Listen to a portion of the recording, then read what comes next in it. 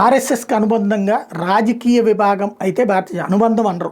వాళ్ళ భావజాలంతో ఉండేటటువంటి సంస్థల్లో భారతీయ జనతా పార్టీ రాజకీయ భావజాల వ్యవస్థ, అలాగే విద్యార్థి భావజాల వ్యవస్థ ఏబీవీపీ ఉంటుంది, అలాగే హిందుత్వ భావజాల సంస్థ విశ్వ హిందూ పరిషత్ ఉంటుంది. ఇట్లాగా విభాగాలు ఉంటాయి.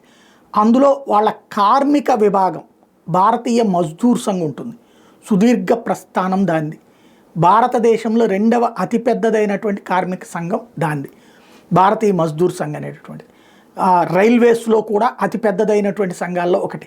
వివిధ వ్యవస్థల్లో చాలా బలంగా ఉంది. నార్త్ ఇండియాలో బిఎంఎస్ చాలా స్ట్రాంగ్, సౌత్ ఇండియాలో కూడా ఉంది, కానీ నార్త్ ఇండియా అంత స్ట్రాంగ్ కాదు. ఓవరాల్గా దేశవ్యాప్తంగా చూస్తే రెండవ అతిపెద్దది ఐఎన్టీయూసీ వాళ్ళ తర్వాత ఆ స్థాయిలో ఉంది. ఒకనొకప్పుడు ఇద్దరు సమంగా ఒకనొకప్పుడు అప్పర్ హ్యాండ్ కూడా సాధించినటువంటి.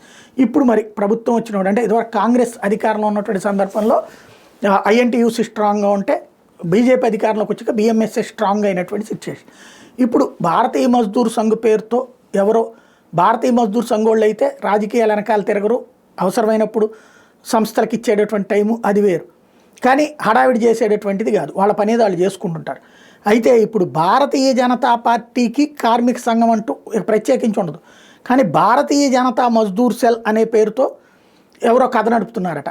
భారతీయ జనతా పార్టీకి మజ్దూర్ సెల్ అనేదే ఉండదు.